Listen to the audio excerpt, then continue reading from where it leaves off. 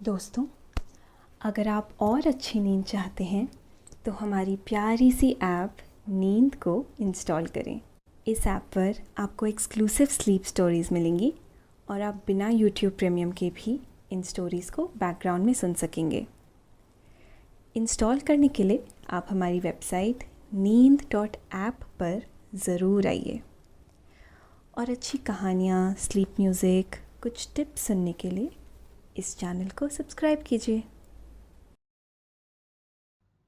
नमस्कार, मैं हूँ पायल। आज सुनिए लेखक रजत की लिखी स्लीप स्टोरी। प्रेम और जीवन एक ही सिक्के के दो पहलू हैं और प्रकृति उस सिक्के का नाम है।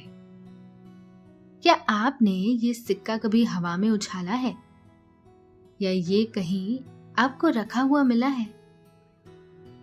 ये कहानी मरियम की है और उसकी एक अनोखी खोज की। जैसे मृग कस्तूरी की खोज में होता है, मरियम को उसका खजाना मिलता है जैसे चांद को चांदनी मिल गई हो।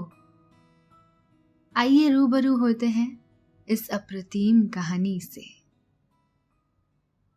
लेकिन ये कहानी सुनने से पहले आप अपने आसपास की सारी लाइट्स ऑफ करके आराम से लेट जाएं। अपनी आंखें धीरे से बंद कर लीजिए। थोड़ा सा अपने शरीर को आराम दीजिए, थोड़ा और आराम। अपने शरीर को बिल्कुल ढीला छोड़ दीजिए। कोई टेंशन नहीं, कोई तनाव नहीं। अपने दिमाग में चल रहे सभी विचारों को, चिंताओं को त्याग दें।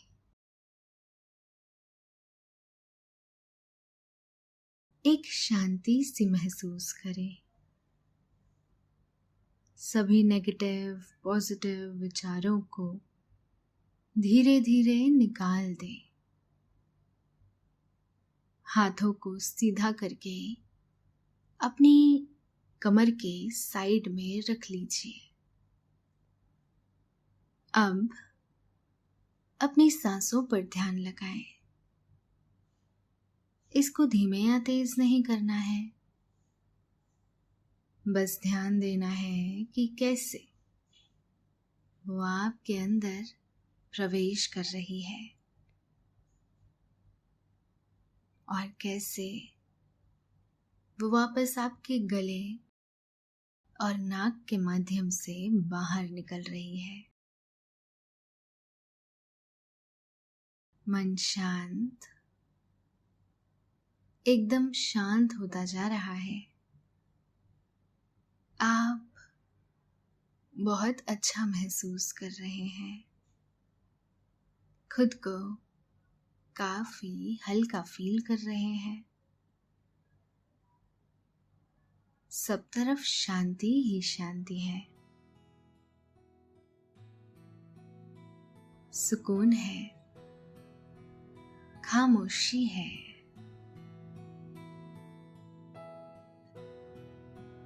जिंदगी एक पहेली की तरह हो सकती है या फिर एक सुलझी खूबसूरत सुबह की तरह। आपने सुबह होते हुए देखी है? ये किस तरह घटित होती है? इसे बस जीना होता है, महसूस करना होता है। ये आप पर निर्भर करता है कि आप इसे किस तरह से जीते हैं। मरियम को यहाँ पहुंचते पहुंचते शाम हो गई। हल्का हल्का उजाला और अंधेरा आपस में मिलकर एक दूसरे को विदाई दे रहे हैं। मरियम को यहाँ 2 दिन पहले पहुंच जाना चाहिए था, पर पहाड़ी रास्तों पर मौसम किसी मस्तीखोर बच्चे की तरह होता है। कब कौन सी शरारत कर दे कुछ कहा नहीं जा सकता। मरियम हिमालय आई है। उसे जाना तो मेघालय था, पर उसकी खोज ने उसका इरादा बदल दिया। जहां वो अभी है, इस जगह के बारे में उसे उसकी मां से पता चला था। वो पहाड़ों पर बसी एक बस्ती पर पहुंची। मरियम ने रुक कर एक राहगीर से पूछा, ये कमला माई कहाँ रहती है? आप बता सकते हैं? राहगीर ने कहा, आप सही दिशा में जा रही हैं। सीधे चलते जाइए। आगे एक मंदिर आएगा।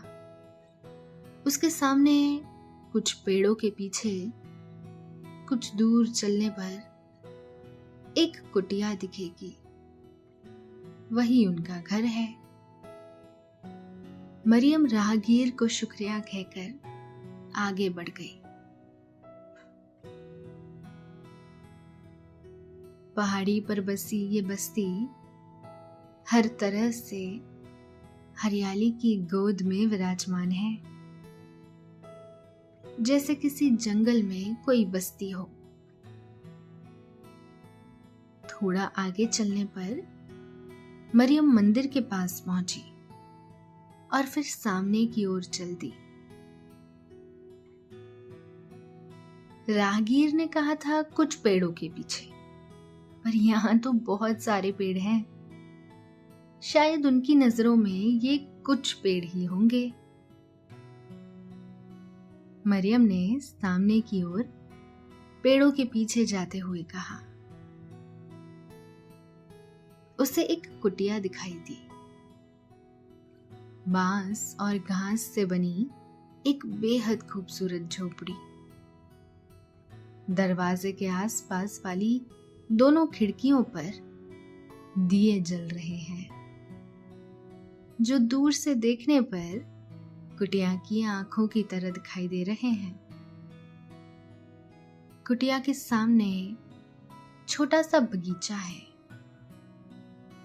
जहां फूल खिल रहे हैं। उन फूलों में से कुछ रात रानी के पौधे भी हैं, जो खिलखिलाकर आसमां में चांद की ओर देख रहे हैं। मरियम अपने विस्मित मन से इस मंजर को देखती हुई कुटिया पर पहुंची। दरवाजा बंद है। उसने सांकल बजाई। अंदर से आवाज आई, अरे चंदा, तू है क्या? रुक, अभी आई। अंदर से बाहर किसी के कदमों की आहट दरवाजे की तरफ आती हुई सुनाई दी। वैसे तो मरियम खिड़की से झांक कर भी आवाज लगा सकती थी, पर उसने ऐसा करना ठीक नहीं समझा। दरवाजा खुला। सामने एक मुस्कुराती हुई बुजुर्ग महिला प्रकट हुई, कमला माई। उन्होंने कहा, तुम कौन हो? मरियम ने कहा, मैं मरियम हूं। मुझे आपके बारे में मेरी मां ने बताया था। उसका नाम परिनीता है। कमला आई ने नाम पर गौर करते हुए कहा, परिनीता? ओ हाँ, तुम परिनीता की लड़की हो। उसे भी ले आती साथ में। मुझे उसकी चिट्ठी मिली थी, तुम आ रही हो। आजा, अंदर आजा। दोस्तों, अब से आप आपकी मनचाही दादी और नानी की कहानियों से प्यारी नींद की कहानियां सिर्फ और सिर्फ नींद ऐप पर ही सुन पाएंगे। तो इसी तरह हमारे साथ कहानियों के जरिए जुड़े रहने के लिए आपकी अपनी नींद ऐप इंस्टॉल करें। मैं समझी मेरी सहेली चंदा है, सब्जी लेने गई थी, अभी तक नहीं आई। मरियम ने कहा, वो भी आती ही होंगी। हाँ, आती ही होंगी। वैसे खिचड़ी पकने ही वाली है, तुम सही समय पर आई हो। कमला आई ने चूल्हे में फूंक देते हुए कहा। मरियम कमला आई के पास ही जमीन पर बिछी चटाई पर बैठ गई। कमला माई ने पूछा, परिणीता कैसी है? बहुत समय हो गया उससे देखे। उसकी भेजी गई चिट्ठियों में ही उसका चेहरा दिखता है। मरियम बातें ध्यान से सुनती रही और हर बात का जवाब हाँ और हूं में देती रही। कमला माई ने आगे कहा, जब वो पहली बार यहाँ आई थी तो तुझसे भी छोटी थी। वो रास्ता भटक गई थी और मेरे पास आ पहुंची। दोनों की बातें चल ही रही थी, इतने में चंदा आ गई। कमला आई ने कहा, आ गई आज ही? सब्जी लेने क्या आसमान पर गई थी? चंदा ने कहा, अरे कमला, क्यों बिगड़ती है? कोई मिल गया था, इसीलिए देर हो गई। तू सब्जी बना, बहुत भूख लग रही है। चंदा ने मरियम की ओर देखते हुए कहा, ये प्यारी कौन है? कमला ने बताया, ये परिणीता की बेटी है। तीनों एक दूसरे के साथ बातें करते रहे, खाना खाया और फिर सो गए। भोर के समय मरियम की हल्की सी नींद टूटी और इसके कानों में पंछियों की आवाज आने लगी। मिट्टी और पानी के मिलन से निकलती सौंधी खुशबू उसके आसपास चक्कर लगाने लगी। कमला माई की आवाज आई, मरियम उठ जा, देख भोर हो गई है। मरियम ने फौरन अपनी आंखें खोली और देखा बाहर उजाला हो चुका है। उसने खुद से कहा, कहीं ज्यादा समय तो नहीं हुआ। वो उठकर दरवाजे से बाहर गई और जो देखा वो सब, हर एक नजारा मंत्रमुग्ध कर देने वाला था। भोर का समय है, सूर्य उदय होने में भी समय है। महकते हुए ख्वाबों की तरह हकीकत में डुबोया हुआ प्यार भरा एक करिश्मा। प्रकृति एक जादूगर की तरह होती है। किस क्षण में वो अपनी कौन सी छड़ी का इस्तेमाल करके कलाबाजी दिखा दे, ये कोई नहीं जानता। इसका केवल अंदाजा लगाया जा सकता है। दरवाजे पर खड़ी मरियम ने आज से पहले इतनी सुंदरता कभी नहीं देखी। कुटिया के बाहर बागान में फूल खिल रहे हैं। कमला आई ने कुछ देर पहले ही उन पर पानी छिड़का होगा। पानी की बूंदें फूलों पर अब तक ठहरी हुई है। उनकी महक से हवाएं इतरा कर बह रही है। नीचे गीली मिट्टी से उठती सौंधी खुशबू फूलों की महक के साथ मिलकर अनोखी क्रीड़ा कर रही है। बगीचे के बाहर हरी हरी घास दीपक की लौ की तरह लहरा रही है। चारों तरफ से बेहद सुंदर और विशालकाय पेड़ों ने अपनी प्रेम की आड़ में इस जगह को सहेज रखा है। कमला आई पेड़ों की तरफ से बाहर आती है। शायद वो लकड़ियां लेने गई थी। उनके हाथों में कुछ सूखी और छोटी लकड़ियां हैं। वो आई और कहा, घूमने जाना है या नहीं? मरियम ने कहा, घूमने? कमलाई ने लकड़ियां रखते हुए कहा, तुम्हारी माँ ने मुझसे चिट्ठी में लिखा था, जो खजाना तुमने मुझे इतने बरस पहले दिया था, वही खजाना अब मेरी बेटी ढूंढने आ रही है। मरियम को उसकी माँ से की हुई बात याद आई। माँ, मैं कुछ दिन छुट्टी लेकर घूमने जाना चाहती हूँ, पर कहाँ समझ नहीं आ रहा।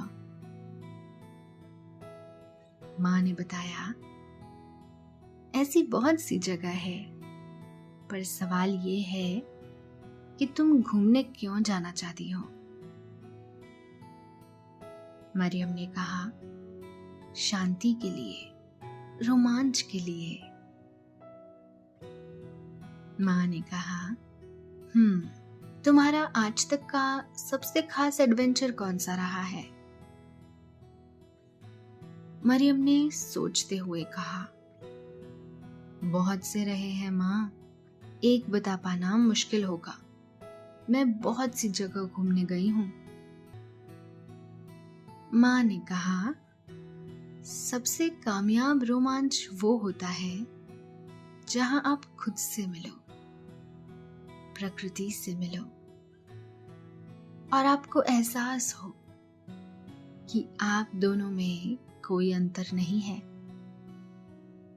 आप प्रकृति हो और प्रकृति सर्वव्यापी है। मरियम ध्यान से माँ की बातें सुनती रही।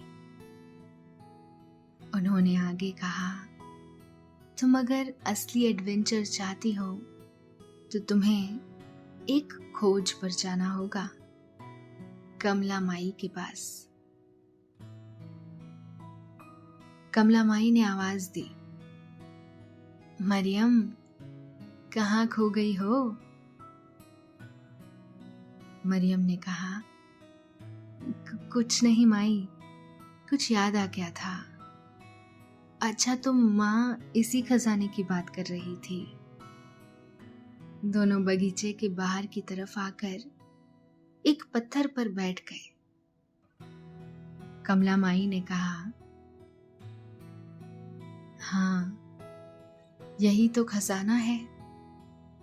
मैं तुम्हें ये तो बता दूंगी तुम्हें कहाँ जाना है, पर इस खजाने की एक विशेषता है। मरियम ने पूछा, और वो क्या है? कमला माई ने बताया, ये उसी को मिलता है जो इसे पाना चाहता है। मैं तुम्हें मंजिल बताऊंगी, कहाँ जाना है वो भी बताऊंगी, पर रास्ते तुम्हें खुद बनाने होंगे। कमला माई की बातें काफी दिलचस्प और हौसला देने वाली हैं। उन्होंने मरियम से पानी लाने को कहा। दोस्तों, अब से आप आपकी मनचाही दादी और नानी की कहानियों से प्यारी नींद की कहानियां सिर्फ और सिर्फ नींद ऐप पर ही सुन पाएंगे। तो इसी तरह हमारे साथ कहानियों के जरिए जुड़े रहने के लिए आपकी अपनी नींद ऐप इंस्टॉल करें। फिलहाल जाकर पानी ले आओ। यहाँ से जाना एक नदी बहती है, उसमें से ये मटकी भर लाना। और हाँ, इसे अपने सफर की शुरुआत समझो। मरियम ने बगीचे में रखी मटकी ली और नदी की तरफ बढ़ चली, अपने सफर पर, अपने खजाने की खोज में, खुद के करीब, प्रकृति के करीब। वो आगे बढ़ी, दिल में उम्मीद, आश्चर्य से भरे मन के साथ, चमकती आंखों में सागर की गहराई लिए। हर आने वाला मंजर इस गहराई में गोते लगा रहा है। विस्मित और हैरान कर देने वाली प्रकृति की कलाएं अप्रतिम है। उसे रास्ते में अलग अलग तरह के पेड़ नजर आए, जो उसने ना कभी देखे थे ना सुने थे। पेड़ों पर पंछी और पंछियों की अनोखी मधुर आवाजें, जो पर्यावरण के परों पर बैठकर घूम रही है। मस्ती करते गिलहरियां पेड़ों से चढ़ और उतर रही है और रुक रुक कर आवाजें कर रही है। खरगोश इधर उधर भागते हुए आ जा रहे हैं। कई तरह के जीव जंतु, कुछ देखे कुछ अनदेखे, सुने अनसुने से, अनोखे और आकर्षित करने वाले। चलते हुए मरियम को घास खाते हुए एक मृग दिखाई दिया, जिस पर से आती खुशबू से ये सुनिश्चित है कि ये एक कस्तूरी मृग है। मरियम धीरे से एक पेड़ के करीब बैठ गई, ताकि कस्तूरी मृग उससे डरकर भाग ना जाए। वो घास खाने में व्यस्त है। उसके मुख से 2 दांत बाहर की ओर निकले हुए हैं। घास खाते हुए वो बार बार अपनी आंखें उठाकर इधर उधर देखता है। आमतौर पर कस्तूरी मृग इंसान को देखते ही भाग जाते हैं, पर इसने मरियम को देखकर ऐसा नहीं किया, बल्कि उसे अनदेखा कर दिया। एकाएक सामने वाले पेड़ की टहनी पर एक कोयल आकर बैठी और अपनी मधुर आवाज में कस्तूरी मृग की तरफ देखकर कुछ कहने लगी। मृग ने अपना चेहरा कोयल की तरफ किया और धीरे से एक अनोखी आवाज निकाली। फिर से कोयल ने आवाज की। देखने पर ऐसा लग रहा था जैसे दोनों एक दूसरे से कोई जरूरी बात कर रहे हो। कुछ देर बाद कोयल उड़कर मृग के कानों के पास बैठ गई। कस्तूरी मृग घास खाते खाते मरियम के करीब आने लगा। मरियम शांत होकर बैठी रही। मृग उसके पास आया और मटकी के अंदर देखने लगा। मरियम ने धीरे से कहा, अभी इसमें पानी नहीं है, मैं नदी में पानी लेने ही जा रही थी। मृग और कोयल ने मरियम की आंखों में देखा और कहीं जाने लगे। मृग ने अपना चेहरा मोड़कर मरियम की ओर देखा और अनोखी सी आवाज की, जैसे उसे साथ चलने को कह रहा हो। मरियम उठी और उनके साथ साथ चलने लगी।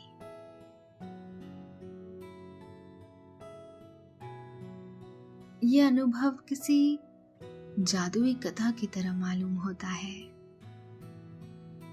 आगे कुछ भी हो सकता है और मरियम हर तरह के अनुभव के लिए तैयार है।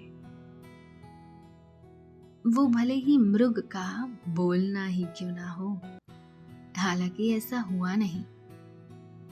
मृग जब भी आवाज करता, मरियम समझ नहीं पाती कि वो क्या कह रहा है। नदी जाने का जो रास्ता कमला माई ने बताया था, वो वहां नहीं जा रहे थे। मृग उसे किसी और रास्ते से ले जा रहा है। मरियम नहीं जानती वो किस तरफ जा रहे हैं, पर यह रास्ता है बड़ा कमाल का। हर कुछ क्षण में कुछ नया और अनोखा देखने को मिलता है। कुछ ही देर में मरियम को पानी की आवाज सुनाई देने लगी, लहरों की आवाज। उसने मृग और कोयल की ओर देखा, जो बस बिना मरियम से कुछ कहे चले जा रहे हैं। मरियम ने सोचा, कमला आई ने तो उससे कोई और रास्ता बताया था, पर ये मुझे किसी और रास्ते से ले आए। वैसे भी मैंने सुना है कहीं जंगल के रास्ते किसी के दिल तक जाने वाले रास्तों की तरह होते हैं। आप खुद नहीं जानते आप कब किस रास्ते से मंजिल पर पहुंचे। कुछ देर में नदी भी दिखने लगी। सभी नदी के पास पहुंचे। मरियम ने मटकी रखी और नदी से हाथों में पानी लेकर पीने लगी। फिर मटकी में पानी भरने लगी। मृग और कोयल उसे देखते रहे। मरियम मृग के सामने अपने घुटनों पर बैठ गई और उसे धन्यवाद देने लगी। मृग ने मटकी की तरफ देखा और फिर मरियम की तरफ। मरियम ने कहा, क्या आप इसमें से पानी पीना चाहते हैं? और मटकी मृग के पास रख दी। मृग मटकी में से पानी पीने लगा और उसके बाद कोयल भी। दोनों ने पानी पिया और मरियम की ओर देखकर आवाज की। मरियम ने मृग को गले लगा लिया। तीनों वहां शांत बैठे रहे, एक पेड़ के पास, नदी के किनारे, और सामने पहाड़ के पीछे से सूर्योदय हुआ। सभी ओर जैसे रंग बिखरे हुए हैं। हर किसी का रूप पहले से कुछ बदल गया। तीनों ये मनमोहक दृश्य देखते रहे। कुछ देर बाद कस्तूरी मृग और कोयल ने आवाज कर कुछ कहा और वहां से जाने लगे। मरियम ने उनसे ना चाहते हुए भी विदा ली। मटकी में पानी लेकर वो वापस कमला माई की तरफ चली गई। समय बीता, दिन चढ़ा, दोपहर हुई और शाम आई। मरियम का पूरा दिन यहां वहां घूमते हुए बीता। कमला माई उसे जगह बता देती और वो अपने सफर पर निकल जाती। दोस्तों, अब से आप bedtime stories, guided meditations, relaxing music, इन सब का आनंद नींद ऐप पर ही उठा सकते हैं। उसके पूरे जीवन काल में ये उसके सबसे बेहतरीन अनुभव साबित हुए। वो प्रकृति के इतना करीब कभी नहीं आई थी और उसे महसूस हुआ वो खुद के भी और करीब आ गई है। उसका जिंदगी को देखने का नजरिया बदल गया। रात हुई, वो कुटिया से निकलकर जंगल की ओर चली गई। वो एक पेड़ के पास आकर बैठ गई। आसपास और सामने जुगनू उड़ रहे हैं। उसे जिंदगी का खजाना मिल चुका है। जीवन एक असाधारण घटना है जो आपके साथ घटित हुई है। जैसे नदियां बहती हैं, जैसे सूरज और चांद निकलते हैं, जैसे तारे टिमटिमाते हैं और कोयल गाती है, जैसे आपका दिल धड़कता है, वैसे ही इस प्रकृति की हर एक सजीव और निर्जीव कृति में जीवन होता है। जो आपके लिए जरूरी है वो ही समस्त प्रकृति के लिए भी जरूरी है। जीवन बिल्कुल ऐसा है जैसे कोई कस्तूरी मृग आपकी आंखों में देख रहा हो। रात के जंगल में नींद की नदियां बह रही हैं, जिसमें आप बहते जा रहे हैं। आप नींद का आनंद ले रहे हैं। शुभ रात्रि।